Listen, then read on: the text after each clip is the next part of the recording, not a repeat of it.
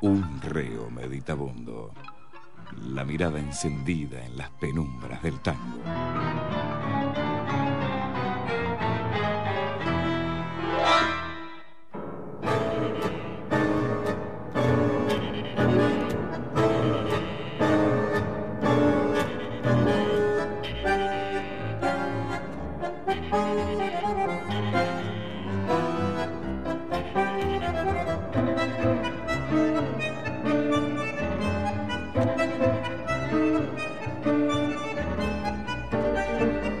Señores, un reo meditabundo hasta las 12 de la noche. Después viene Folclore con Causa. Sí. De la mano de Jorge Silva. Es cierto que ha cumplido años esta semana, y nosotros el viernes con Matías Vázquez estuvimos compartiendo. Sí. Hicieron una chocolatada, ¿verdad? Sí, es cierto, a las 4:30 de la tarde, a las 5:15 ya estaba cada uno en su casa. Pero fue de la madrugada. Sí. y con amigos y folclore cuyano, como es el gusto de nuestro querido amigo Jorge Silva. Así es que le mandamos un abrazo. Un gran abrazo a Jorge. Grande a nuestro muy, muy, muy querido amigo y a su hijo Martín, que también estuvo con nosotros. Aún nos queda algo más, don Reina, sobre este tema de la cábala. Los últimos apuntes. Sí. Más allá de la curiosidad que suscita estos temas, siempre linderos con la magia, es el poder poético que señala Borges tiene la cábala. La doctrina le parece atendible porque en cada uno de nosotros hay una partícula divina. Dice Borges, coincidir con los cabalistas en lo siguiente. Encuentra evidente que este mundo no es obra de un Dios todopoderoso y justo, pero depende de nosotros transformar esas falencias originales mediante el estudio, la creación, la disciplina y la creación de belleza, ¿no? Sobre todas las cosas. Mediante el acto del amor podremos dotar a este mundo de una belleza que originalmente le falta. Esta es la enseñanza que nos deja la cábala, ¿no? Finalmente. Es decir, estamos en un mundo putrefacto, lleno de dolor, creado por la última y más ordinaria de las emanaciones divinas. Los cabalistas, en este caso, o los místicos judíos, pensaban en el universo todo, ¿no? Nosotros solemos pensar, cuando pensamos en términos divinos, en la humanidad. Solamente en la humanidad. Cuando creemos que hay un Dios... Sí, acá en la esfera de la tierra, digamos. Sí, es un Dios universal. Creemos que hay un Dios, cuando logramos esa gracia, si es que algún día la alcanzamos... Cuando se logra eso, uno piensa que ese Dios es para los asuntos que nos rodean solamente, y que todo su poder, todas sus emanaciones están sobre estos asuntos. Sin embargo, Borges, coincidiendo con los gnósticos y los cabalistas, dicen que no, que Dios o el centro de los asuntos divinos está en otros puntos del universo, y a nosotros nos ha llegado un vientito, apenas. Un vientito que ha creado las cosas bastante fieras. Sin embargo, nosotros podemos mejorarla mediante la creación de belleza. Y a nosotros no se nos ocurre otra cosa mejor que la creación de belleza a través de la música y de la poesía. La tradición judía tiene una música que es la música klezmer. Sí, hermosa. Que es bellísima. Y también aquí en Buenos Aires o en la Argentina se cultiva esta música klezmer, no solamente para los ámbitos festivos de la colectividad, sino también para los conciertos. Nuestro amigo Marcelo Mogilevsky y César Lerner compusieron esto que estamos escuchando de fondo, que se llama Klezmer Tango.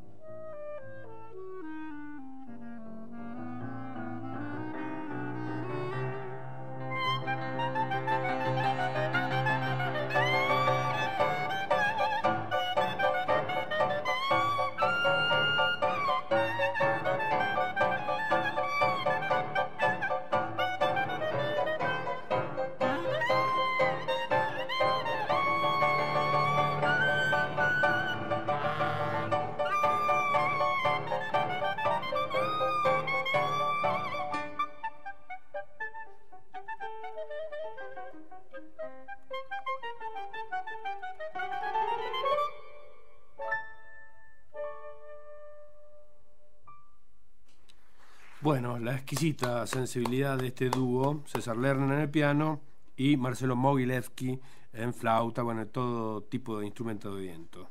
Es cierto, Klezmer Tango se llama esto que acabamos de escuchar, cerrando nuestro pequeño intento sobre la cábala y la mística judía, que espero hayan disfrutado. Agradecemos a Claudia, que nos escucha desde Chilecito, La Rioja, siempre.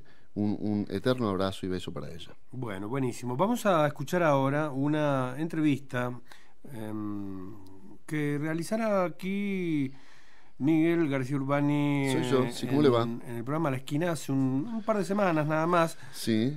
Con el pianista César Salgán, que es el hijo justamente de Horacio Salgán. Maravilloso músico. Una entrevista que hicimos una noche en la que estábamos, creo que solo por AM o solo por FM, y bueno, decidimos rescatar para que ustedes puedan escuchar limpia, bien editada, con un maravilloso trabajo que siempre hace Oscar Reina con esos audios. Bueno, sí, no es sencillo para ningún artista ser precedido por la fama de su padre,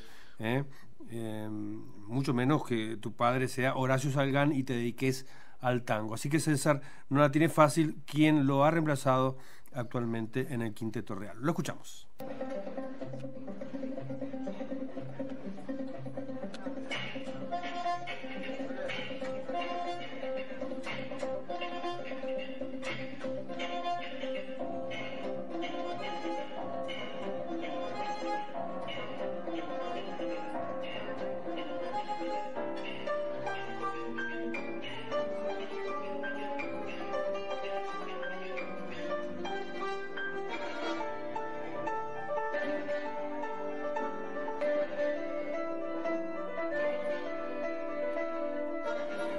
Gracias a algún voluntarioso o voluntariosa que con su telefonito grabó en el Torcuato Tazo, esto no sabemos cuánto hace, esta versión de La Puñalada, la versión del Quinteto Real, este Quinteto Real que tiene sentado al piano a César Salgán. César Salgán, maestro, que está del otro lado de la línea. ¿Cómo te va, César? Buenas noches. Buenas noches, ¿cómo va? ¿Todo bien? Bien, bien, un gusto conocerte, un gusto escucharte, y es un placer, un gran honor para nosotros lo que hemos tenido. Yo no he tenido la oportunidad de escucharte en vivo, sí, alguna grabación, algún video. Viste, siempre hay quien te trae algo de lo que los tanguistas andan haciendo por allí, pero sí tuve la oportunidad de conocer a tu papá y escucharlo más de una vez aquí en Mendoza. en el Club del Vino, ese lugar tan lindo que había en Buenos Aires, y en otros sitios, también con el Quinteto Real. Así que es un gusto recibirte. Bueno, muchas gracias y bueno, conoció la mejor parte de los Algan, ¿eh? Así que nada mal, ¿eh? Nada mal. Nada mal. Hemos visto parte también de, al menos lo que se puede ver en internet, de este trabajo fílmico que has hecho, donde se refleja la relación que tenés con tu papá. Estamos hablando de Horacio Salgán. Bueno, Horacio Salgán es uno de los grandes músicos del siglo XX, ¿no? Es un gran título, y no estamos hablando solamente de la Argentina, ¿cierto? Porque es y ha sido reconocido por los más grandes músicos del mundo. Sí, sin duda, porque es increíble, porque ha llegado a ser reconocido y admirado por grandes músicos de distintos estilos, ¿no? De distintos géneros, perdón, como puede ser la música clásica, el jazz, realmente de todo. Y por ahí lo más curioso, lo más lindo es que él se ha hecho, digamos, ha podido llegar a esos grandes maestros a través del tango, lo cual le da una importancia al género realmente muy grande, ¿no? Porque estamos hablando desde músicos de la talla de Daniel Barenboim, de Wynton Marsalis, bueno, de Lalo Schifrin, pero también de Stravinsky, o sea, o de Rubinstein, sí, o sea, sí. de los grandes maestros, ¿no? Así que realmente es que él mismo a veces no lo puede creer cuando recuerda esos comentarios o traen en una conversación esos comentarios, él mismo se sorprende, ¿no? Y es cierto esto que vos decís, y es muy bueno recordarlo, ¿no? Que llega al mundo entero y es admirado por los más grandes músicos de todo el mundo, desde un género que representa un lugar en el mundo, que es la Argentina, y que es puntualmente el Río de la Plata. Viste que aquella anécdota que de Troy, lo que le decían, no, que usted que es un gran músico, no, yo no soy, yo soy un tanguero. ¿Viste? Eso es fantástico, ¿no? El conocer un lenguaje y explotarlo al máximo, ¿parece ser ya algo para la nueva generación de tanguistas, o es algo que quedó en una generación o en un par de generaciones que lograron eso? Yo creo que la ventaja está en estos momentos. Por ejemplo, están surgiendo cantidad de músicos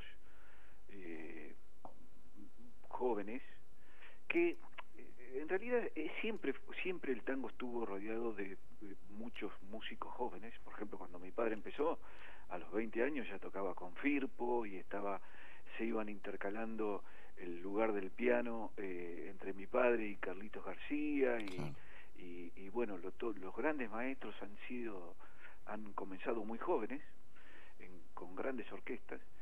Así que pero la ventaja está que, vamos a poner el caso, yo no recuerdo si fue el año pasado o el anteaño, que por ejemplo nosotros tocamos con la orquesta, no con el quinteto, o sea, estaba el Quinteto Real dentro de la orquesta, pero tocamos con la orquesta, donde tuvimos la suerte de convocar como invitados a Ernesto Baffa en bandoneón, que fue primer bandoneón de la orquesta original de mi padre. Luego de Leopoldo Federico estuvo Baffa, o sea, muchas de las grabaciones que uno escucha de mi padre, por ejemplo, a Fuego Lento, el primer bandoneón es Ernesto Baffa. Así que tuvimos la suerte de estar con él, de Néstor Marconi, de Alberto Podestá, bueno, nos honró con su presencia también, y su talento Juan Carlos Copes, y eso hace que se vayan, digamos, fusionando las generaciones, ¿sí? Que se vaya transmitiendo de generación en generación, al estar en contacto por ahí entre los chicos jóvenes y esas generaciones.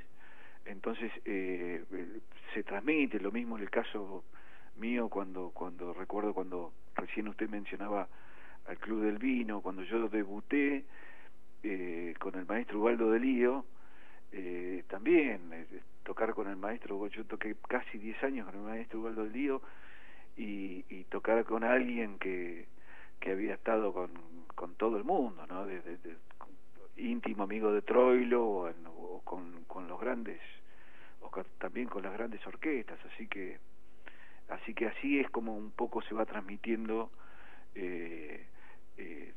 esa tradición de la música, que es mucho mejor que a través de los discos, ¿no? Que a veces no es tan simple uno solamente con los discos poder entender cuál es el género, con la diferencia de poder compartir un escenario con esos grandes, ¿no? Y hemos leído y hemos escuchado también por ahí que vos tenés más o menos resuelto, ¿no? Este conflicto de ser el hijo de Maradona, ¿no? Sí, más o menos. Sí. Porque sos Messi, ponele, pero no es lo mismo, no es lo mismo. ¿Cómo es eso para vos? Sinceramente yo creo que tiene dos partes. Uh-huh. O uno podría ver tres lados, ¿no? Por un lado es una presión terrible, primero porque yo en realidad no soy pianista, yo soy bajista. ¿Cómo será que yo toqué en la orquesta de mi padre el bajo? Uh-huh. Después la vida me llevó a mí por ahí en algún momento cambiar de instrumento, pero digamos que para mí el piano a mí me cuesta muchísimo trabajo porque no es mi instrumento, y nunca soñé que iba a estar por ahí ocupando este lugar. Entonces eso representa para mí una presión tremenda, porque por ahí, por lo que decíamos al principio de la conversación, mi padre, que es admirado por grandes concertistas de música clásica, de repente yo tratar de estar en ese lugar resulta un poco difícil, ese lugar queda muy grande, ¿no? Uh-huh. Eso por un lado. Por otro lado, lo bueno de que tuve la suerte de que yo arranqué con los mejores músicos, por ejemplo, que digamos me llamó Ubaldo de Lío, siempre todos los grandes músicos que, como le mencionaba recién, o con los músicos que integran el Quinteto Real, como Carlos Corrales en bandoneón, Juan Pablo Navarro en el bajo, Julio Peresini, que tocaba con mi padre en el violín, y Esteban Falabella en guitarra.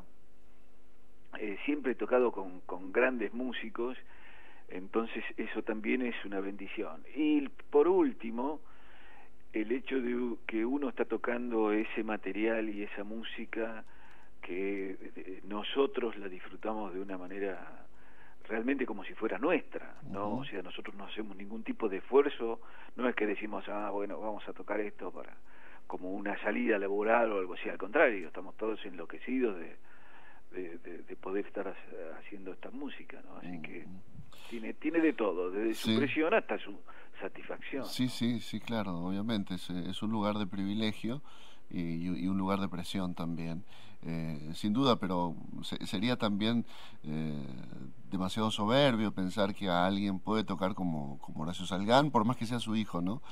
Puede tocar diferente, pero no como él. ¿Acaso vos pensás que el genio de Horacio Salgán esté en su manera de interpretar o en su manera de componer, o en una conjunción de ambas cosas? ¿Por dónde pasa la cosa? Yo creo que está por fundamentalmente su manera de interpretar, uh-huh. Porque, insisto, alguien que llama la atención a concertistas, estamos hablando que cuando uno habla de un concertista de música clásica, por lo general son músicos que no tienen ningún tipo de dificultad técnica, claro. O sea, pianística, todos los elementos pianísticos los tienen. Entonces no hay, nadie lo va a asombrar a un pianista de música clásica por su velocidad o por su destreza, ¿no? Ellos están acostumbrados a eso y uh-huh. Es algo con lo que cuentan casi todos. Para poder tocar esa música necesitan contar con esos elementos.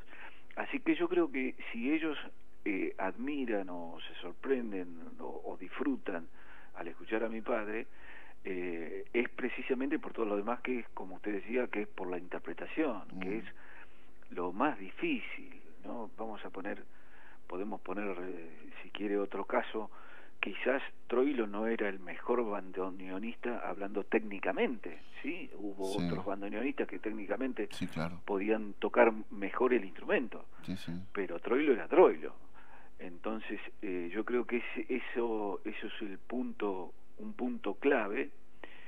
Y el otro punto clave es lo que él le aportó a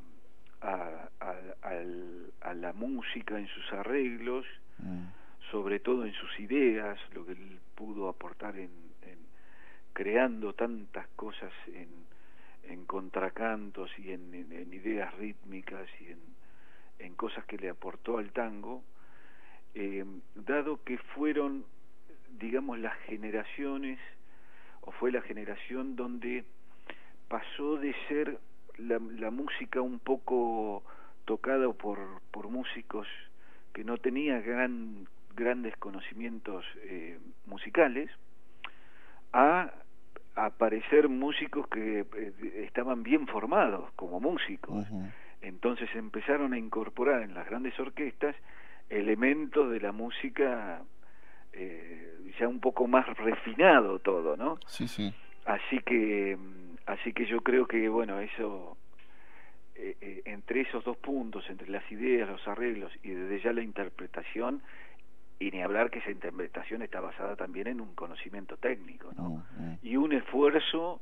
A eso quiero decirle que todo lo que ha logrado mi padre es gracias al esfuerzo, no solo al talento, porque le ha dedicado la vida a la música, ¿no? Mi padre terminaba de tocar y se iba lo más rápido que podía a dormir para levantarse a las 10 de la mañana y ya poder estar componiendo o arreglando o escribiendo.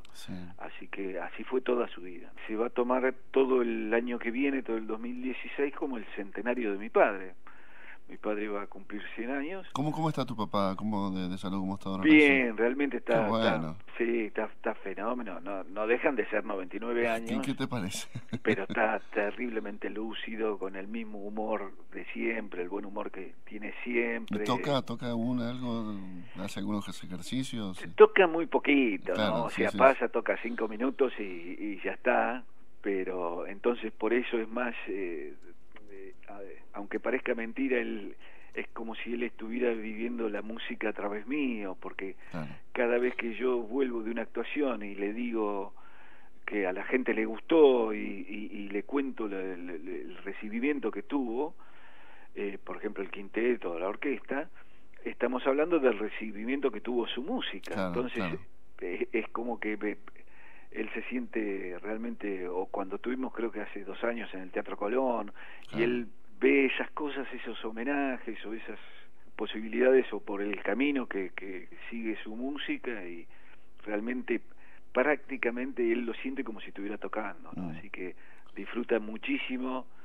Aparte se acuerda cada lugar donde ha estado, se acuerda perfecto. Entonces yo de repente le digo, fuimos a tocar a tal lugar, y él dice, tocaste en tal teatro y qué sé yo, y se acuerda como si hubiera sido antes de ayer. Así que en ese sentido está muy contento y a veces sorprendido de que todavía su música sea tan reconocida. No, y lo va a hacer por varios siglos más. Él seguramente también es consciente de eso. Dar un abrazo grande de nuestra parte. Yo recuerdo el último abrazo, se lo di, no sé, hace 15 años, él vino acá, y recuerdo que tenía un saco de pana moradito, muy elegante, porque siempre ha sido muy elegante tu papá en eso, y muy delicado, y bueno, charlamos un rato, hicimos una... ¿Y qué fue, con el dúo, con Ubaldo? Él vino con el quinteto. Con el quinteto real. Él vino con el quinteto real, sí. Bueno, ojalá que vayamos algún día con el quinteto. Ojalá.